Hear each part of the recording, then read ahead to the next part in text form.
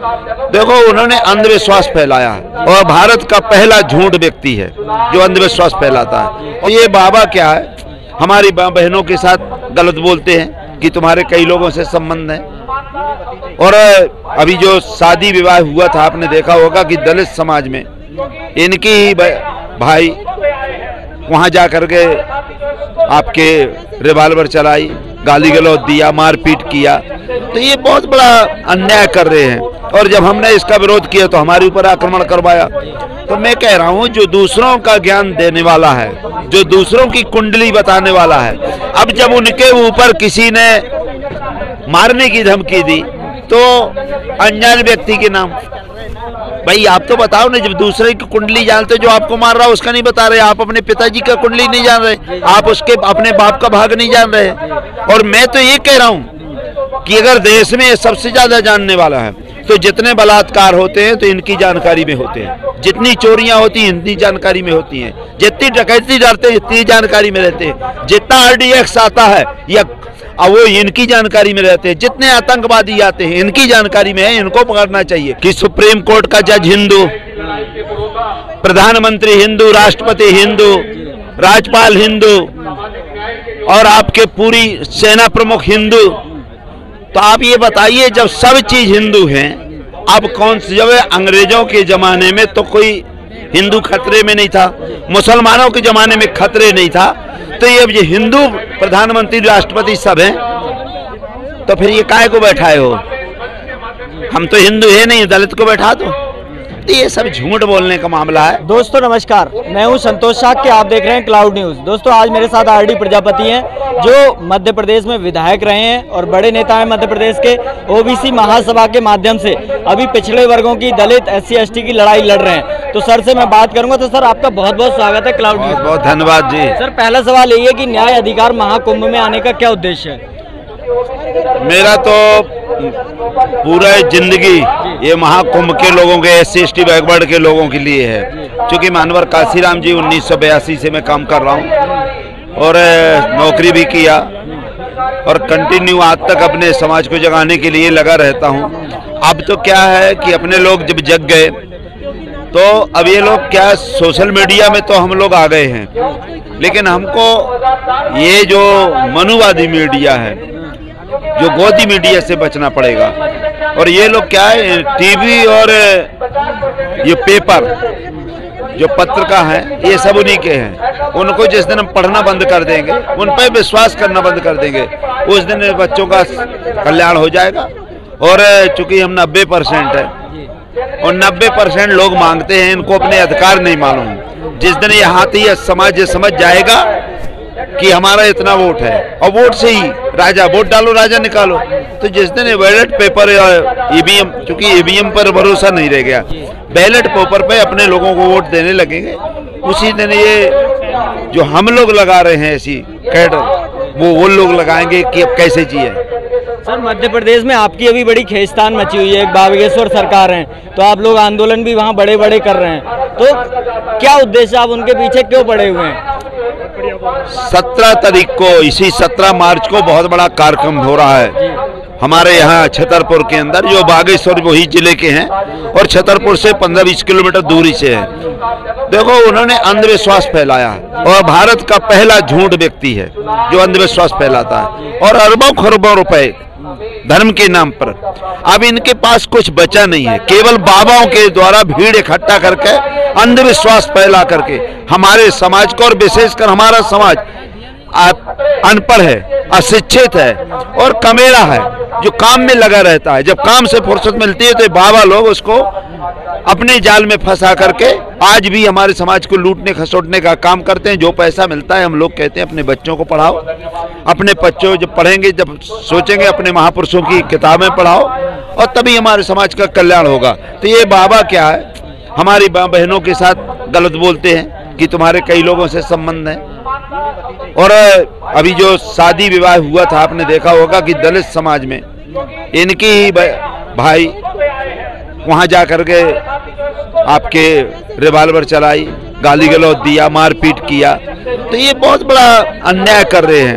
और जब हमने इसका विरोध किया तो हमारे ऊपर आक्रमण करवाया। तो मैं कह रहा हूं जो दूसरों का ज्ञान देने वाला है, जो दूसरों की कुंडली बताने वाला है, अब जब उनके ऊपर किसी ने मारने की धमकी दी तो अनजान व्यक्ति के नाम, भाई आप तो बताओ ना, जब दूसरे की कुंडली जानते, जो आपको मार रहा है उसका नहीं बता रहे, आप अपने पिताजी का कुंडली नहीं जान रहे, आप उसके अपने बाप का भाग नहीं जान रहे। और मैं तो ये कह रहा हूं कि अगर देश में सबसे ज्यादा जानने वाला है तो जितने बलात्कार होते हैं तो इनकी जानकारी में होते हैं, जितनी चोरियां होती हैं इनकी जानकारी में होती हैं, जितनी डकैती डरते हैं इतनी जानकारी में रहते हैं, जितना RDX आता है या वो इनकी जानकारी में रहते हैं, जितने आतंकवादी आते हैं इनकी जानकारी में है, इनको पकड़ना चाहिए। और इनको बॉर्डर में रख करके पुलिस की जरूरत नहीं है, ना कोई सेना की जरूरत है और ना धन दौलत की जरूरत। धन दौलत इसलिए नहीं कि पूरा एक बार मुंह मारेंगे, पूरे हीरा जवाहर जो अपने एरिया में है सब निकाल आएंगे अरबों खरबों में। तो ये लोग, ये सब झूठ बोलने का मामला, अगर झूठ नहीं है तो इनको दिल्ली में बैठा देना चाहिए और तीनों सेनाओं को समाप्त कर देना चाहिए, मेडिकल कॉलेज समाप्त कर देना चाहिए। ये एम्स बेमतलब के लिए बने, जब ये सभी लोग फूंक से ढूंढ करते हैं। जब उनका एक और कहना है कि हम हिंदू राष्ट्र बनाना चाहते हैं, मुसलमानों से खतरा है देश को, इसलिए वो आप लोग उन्हें टारगेट कर रहे हैं, आप लोग हिंदू राष्ट्र नहीं बनने देना चाहते, इस पर आप क्या कहेंगे? मैं इसलिए कहना चाहता हूं कि सुप्रीम कोर्ट का जज हिंदू, प्रधानमंत्री हिंदू, राष्ट्रपति हिंदू, राज्यपाल हिंदू और आपके पूरी सेना प्रमुख हिंदू। तो आप ये बताइए, जब सब चीज हिंदू हैं, अब कौन सी, जब अंग्रेजों के जमाने में तो कोई हिंदू खतरे में नहीं था, मुसलमानों के जमाने में खतरे नहीं था, तो ये अब ये हिंदू प्रधानमंत्री राष्ट्रपति सब हैं, तो फिर ये काहे को बैठाए हो? हम तो हिंदू है नहीं, दलित को बैठा दो। तो ये सब झूठ बोलने का मामला है। क्या ये पाकिस्तान का राष्ट्रपति बनाना चाहते हैं? ये कह दो पाकिस्तान के राष्ट्रपति को यहाँ बना दो वो प्रधानमंत्री। तो अभी जब इनको हिंदू में ही खतरा है, हिंदू बने, जब हिंदू का ही विश्वास नहीं है, तो मुझे ये लगता है कि अब तो सिख को, सरदार को, ईसाई को, मुसलमान को यहाँ देश का प्रधानमंत्री, मुख्यमंत्री, राष्ट्रपति बना दे, जिससे इनको खतरा न रहे। जब मध्य प्रदेश में आप लोगों की संख्या 92%, लगभग 92% है, फिर आप लोग उनसे क्यों लड़ रहे हैं? उनकी सरकार बार बार बनती है, आप अपनी सरकार क्यों नहीं बना लेते? बिल्कुल आपकी बात सही है, हमारे लोग अनपढ़ है, पढ़ने लिखने नहीं दिया।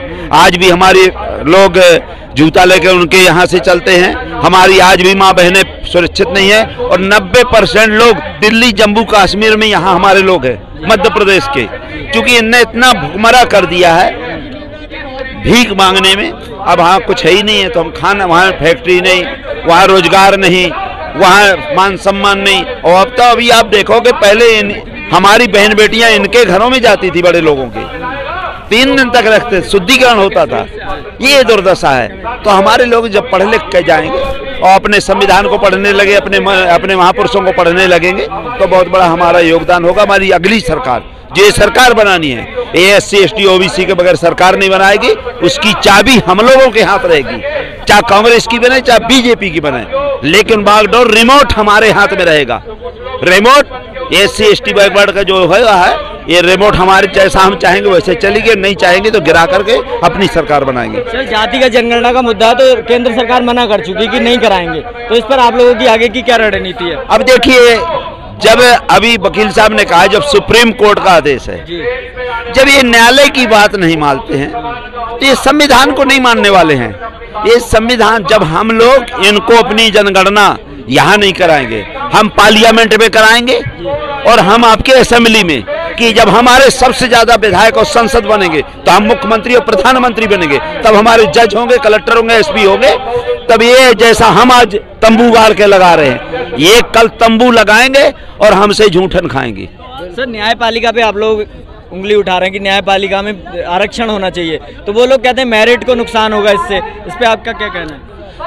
हम न्यायपालिका का विरोध नहीं कर रहे हैं, हम अपने लोगों का विरोध कर रहे हैं। जब ये हमारे लोग पढ़ लिख जाएंगे और कलेक्टर, SP, यही डॉक्टर, इंजीनियर, यही हमारे जज बनेंगे, और जब तक ये पढ़ने लिखने नहीं जाएगा तो हम दूसरे के कब तक मांगेंगे? जब वोट हमारा रात तुम्हारा नहीं चलेगा, भी ये है। तो मध्य प्रदेश में जो OBC SC ST है, उसकी एक कोई पॉलिटिकल पार्टी क्यों नहीं बन पाती है? जब एक पार्टी बन जाए तो आप लोग मजबूत हो जाएं। अभी यहाँ के करीब 5-6 हजार पार्टियां बनी हैं जी। पार्टी अगर आज हम बना लिया, अध्यक्ष बन गए, कल मिल जाएंगे। इसलिए हम लोग अभी हम आपके कार्यकारिणी बनाते हैं, जो केंद्रीय मतलब राष्ट्रीय कोर कमेटी बना रहे हैं, और अगर इस कोर कमेटी को कोई खरीद नहीं सकता है। इसलिए पार्टी बनाएंगे हम, तब बनाएंगे जब हम लोग जान जाएंगे कि चुनाव जीतने वाले हैं। नहीं तो हम अपने लोग ऐसे लोग तैयार करेंगे जिस दल से भी हो, लेकिन वो हमारी बहुजन की बात करेगा, वो हमारी उनकी बात नहीं करेगा। जैसे मैं बीजेपी में रहा हूँ, मैं अपने लोगों की बात करता हूँ। हम तो जिला पंचायत सदस्य, मंडी अध्यक्ष, लेकिन हम अपने लोगों की हमेशा बात करते हैं। हम अपने बाप को बाप जिस दिन मानने लगेंगे उस दिन हमारे लोगों का कल्याण होगा और पार्टी तो अपने आप बन जाएगी। सर, अब जो सरकार है वो भी कॉलेजियम सिस्टम पे उंगली उठा रही है, सरकार के जो मंत्री हैं, तो आप उस पर कॉलेजियम सिस्टम पे क्या कहेंगे? देखिए, सरकार में हमारे केवल 87 सांसद हैं SC ST के। अगर एक दिन ये पार्लियामेंट के अंदर हल्ला मचाए दें, दूसरे दिन सरकार उसी दिन हिल जाएगी और जो इस दिन चाहें। लेकिन ये क्या है, हमारे लोगों को, ऐसे लोगों को नहीं बनाते। ये मूक, मतलब जो बहरा हो, गूंगा हो, सुनता ना हो, जो मतलब पढ़ा लिखा ना हो, जो उनके नीचे जूठन खाने वाला हो, जो माँ बहनों की इज्जत लुटवाने वाला हो, जो मतलब उनके चरणों में पड़ा रहने वाला हो, ऐसे नेता को चुनते हैं। RD जैसे नेता को चुन देंगे, एक दिन के अंदर विधानसभा लोकसभा नहीं चलने देंगे। और 26 जुलाई 2016 को मैंने विधानसभा नहीं चलने दी थी, बीजेपी में रहते हुए विधानसभा आधा घंटे के लिए स्थगित कर दी थी। हम वो नेता नहीं हैं, हम बाबा के संविधान वाले नेता हैं, हम बिकाऊ समाज को टिकाऊ बनाने वाले नेता हैं। और जब तक हमारे नेता बिकाऊ हैं, काशीराम जी कहा करते थे कि हमें बिकाऊ समाज को टिकाऊ बनाना है। अब हमारे नेता बिकाऊ हो गए तो समाज का टिकाऊ बनाओगे। हमें तो अपने नेताओं को बिकना छोड़ना पड़ेगा, तब समाज टिकाऊ होगी। सर, एक और खबर आई थी अभी मध्य प्रदेश में, एक जो थाने में आपके बेटे के साथ कुछ दुर्व्यवहार किया गया था, उस घटना के बारे में बताएं। देखिए, मेरे बेटे के क्या है, वहाँ पूरे SC ST सबके साथ यही अन्याय होता है। अब मेरे बेटे ने बोल दिया, वहाँ बोलते नहीं है, गूंगे बहरे। मैंने बताया ना कि चरणदास रहते हैं, चरणदास, केवल उनको खाना भर देते रहो। जैसे कुत्ता होता है, कुतिया, तो उसको कभी चावल नहीं मिलते, अगर उसको धोवन ही मिल गया तो पूंछ हिलाती फिरती रहती है। तो हमारे समाज के धोवन खाने वाले हैं। थोड़ा जूठन मिल गया, थोड़ा बगल में बैठने को मिल गया, जी भाई, जी भाई, भाई साहब जिंदाबाद, भाई साहब जिंदाबाद। ये अपने बाप को बाप जिस दिन कहने लगा। हमारा लड़का तो अन्याय के लिए लड़ गया, और लड़ गए थे, और मैं भी लड़ता हूँ। और क्योंकि हम लड़ते हैं तो हम बनते हैं, और जो नहीं लड़ते तो उन्हीं के अनुसार रहते हैं। तो सर, आगे की आपकी क्या तैयारी है? हमारी तैयारी ये है कि 2023 में मध्य प्रदेश के अंदर ये Bahujan Samaj, SC ST OBC minorities के हाथ में रिमोट रहेगा। ये TV वगैरह हमारे अनुसार न चलेगी। SC ST OBC को आप क्या मैसेज देना चाहेंगे? ये मैसेज देना चाहता हूँ कि इनको एक चीज, इनको दो चीज पर परहेज करो। 4-5 चीजें हैं। एक तो TV बंद कर दो, पेपर बंद कर दो इनका देखना, और इनको वोट देना बंद कर दो, और इनको नोट देना बंद कर दो। जिस दिन ये सब चीज बंद कर दोगे तो जिस तरह से पानी में मछली होती है बाहर निकाल दी जाती है, अपने आप मर जाएगी, मारने की जरूरत नहीं रहेगी। तो दोस्तों, ये थे हमारे साथ RD प्रजापति जी, जिनका कहना है कि 2023 की बड़ी तैयारी है और मध्य प्रदेश में अभी लोगों को इकट्ठा कर रहे हैं, आगे चुनाव लड़ेंगे। तो सर, बहुत बहुत धन्यवाद। थैंक यू, बहुत बहुत धन्यवाद। Thank you sir.